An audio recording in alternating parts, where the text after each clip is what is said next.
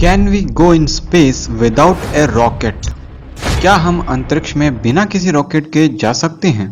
हम बात करने वाले हैं एक ऐसी टेक्नोलॉजी की जिसमें स्पेस में रस्सियों को छोड़ दिया जाएगा और उन रस्सियों को पकड़कर हम स्पेस में जाएंगे। लेकिन कैसे? धरती से अंतरिक्ष में जाने के लिए किसी भी ऑब्जेक्ट को 11.2 किलोमीटर पर सेकंड की स्पीड से जाना पड़ता है, तभी वो स्पेस में जा सकता है। अदरवाइज ग्रेविटी उसे फिर से कैच कर लेगी।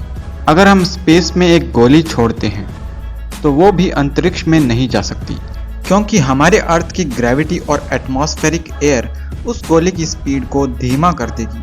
और अगर हम रॉकेट से स्पेस में जाएं तो एक छोटे से ऑब्जेक्ट को भी इतनी स्पीड देने के लिए हमारे पास काफ़ी फ्यूल चाहिए होगा, और उस फ्यूल टैंक का मास भी उस ऑब्जेक्ट के साथ ऐड हो जाएगा, और इस वजह से रॉकेट काफ़ी बड़ा होता है और काफ़ी ज़्यादा कॉस्टली होता है।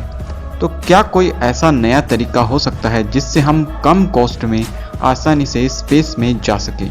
तो फ्रेंड्स, ऐसा ही एक आसान और माइंड ब्लोइंग आइडिया साइंटिस्ट ने खोज लिया है, जो ना सिर्फ स्पेसक्राफ्ट को स्पेस में ले जाएगा बल्कि हमारे पूरे यूनिवर्स को ही आपस में कनेक्ट कर सकता है। तो फ्रेंड्स, चलिए जानते हैं क्या है ये अमेजिंग टेक्नोलॉजी। मैं हूं आपका फ्रेंड लिमिटलेस और आप देख रहे हैं लिमिटलेस। बचपन से मैं सोचता था कि क्या कोई इजी और बिल्कुल अलग तरीका पॉसिबल हो सकता है जिससे हम रॉकेट्स को स्पेस में लॉन्च कर सकें, ताकि ज़्यादा से ज़्यादा रॉकेट्स भेजे जा सकें। और शायद आपने भी कई बार ऐसा सोचा होगा। स्पेस में एक रॉकेट को भेजने के लिए एक नहीं बल्कि कई अल्टरनेटिव्स हैं, जिनमें से सबसे बेस्ट टेक्निक स्काई हुक है, जिसकी मदद से खुद ग्रेविटी ही हमें अपनी पकड़ से छुटकारा दिलाकर ब्रह्मांड की सैर करवाएगी। तो फ्रेंड्स, स्पेस में बिना रॉकेट के जाने के लिए हमें ज़रूरत होगी एक रस्सी की, एक बहुत बड़ी रस्सी जो स्पेस में लटकी हो और स्पेसक्राफ्ट उसे पकड़कर स्पेस में जा सके। और वो चीज़ है स्काई हुक, आसमान में लटका हुआ एक हुक जिससे लटक कर जाएंगे हम अंतरिक्ष में। So basically a sky hook is consist of a counterweight and strong tether। एक स्काई हुक में हमें एक बहुत बड़ा काउंटर वेट और एक 1000 किलोमीटर लंबी मजबूत टेथर यानी रस्सी चाहिए होती है, और इसे हमें पहले स्पेस में एक सैटेलाइट के रूप में लॉन्च करना होता है, और ये सिस्टम स्पेस में रोटेट करता हुआ अर्थ के अराउंड घूमेगा।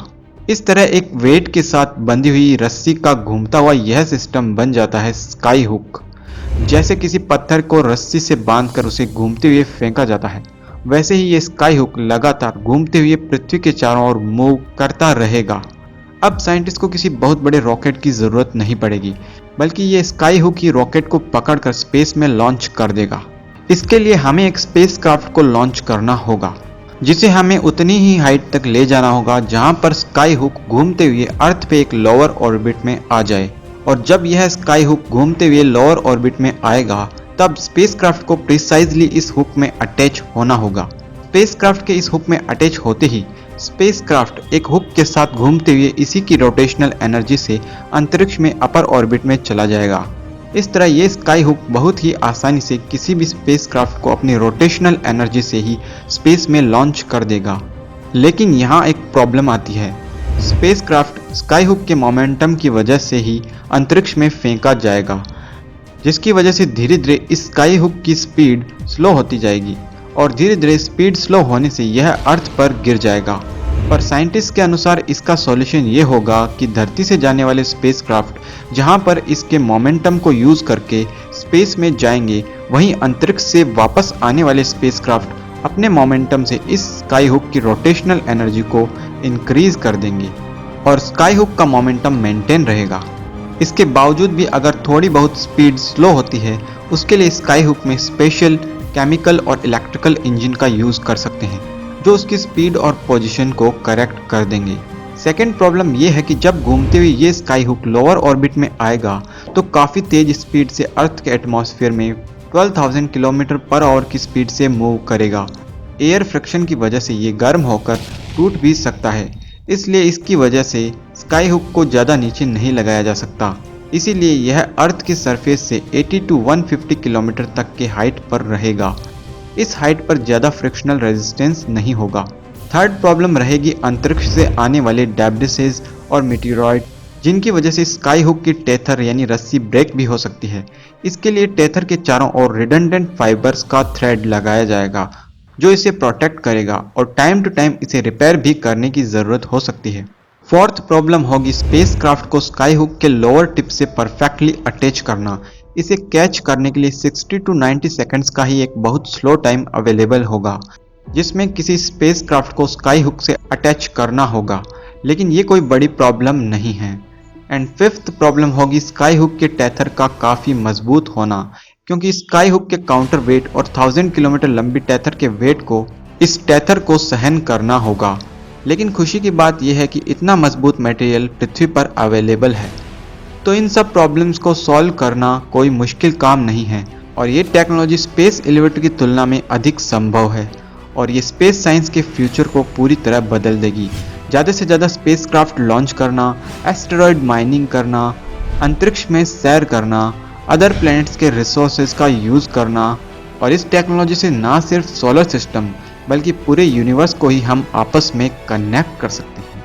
अगर ऐसे ही स्काई हुक को मार्स पर भी लगा दें तो अर्थ से मार्स तक की ट्रिप जिसमें अभी 9 महीने लगते हैं वो फिर मात्र 3 महीने में हो पाएगी और इसके लिए स्पेसक्राफ्ट की साइज भी करंट रॉकेट से 96% रिड्यूस हो जाएगी। मंगल पर लगे स्काई हुक से हम अपने पास के एस्टेरॉयड बेल्ट में जाकर एस्टेरॉयड माइनिंग भी कर सकते हैं। मंगल ग्रह के अराउंड ऑर्बिट करने वाले 2 उपग्रह फोबोस और डेमियोस से एक सुपर टेथर कनेक्ट की जा सकती है, क्योंकि ये दोनों उपग्रह मार्स के काफ़ी पास में हैं। इसका फ़ायदा उठाने के लिए एक सुपर टेथर को फोबोस से कनेक्ट किया जा सकता है और मंगल पर लोअर ऑर्बिट से स्पेसक्राफ्ट को लॉन्च करके फोबोस उपग्रह से जुपिटर, शनि आदि ग्रहों पर काफ़ी स्पीड से और कम कॉस्ट में जाना पॉसिबल हो पाएगा। बेसिकली इस टेक्नोलॉजी से पूरा ब्रह्मांड ही हमारी मुट्ठी में होगा, यानी कि हम अपने सोलर सिस्टम में भरे खजानों का यूज़ कर सकते हैं और इस तरह हम इंसानों को कोई नहीं रोक सकता एक पूरा नेटवर्क बनाने में जो सोलर सिस्टम से लेकर गैलेक्सी और पूरे यूनिवर्स को कनेक्ट कर दे और हम आसानी से पूरे ब्रह्मांड की सैर कर सकते हैं, एस्टेरॉयड माइनिंग कर सकते हैं, मार्स, वीनस, जुपिटर, शनि इन सब की सैर पर जा सकते हैं, जो कि सोचने में ही आपको काफ़ी मज़ेदार लग रहा होगा।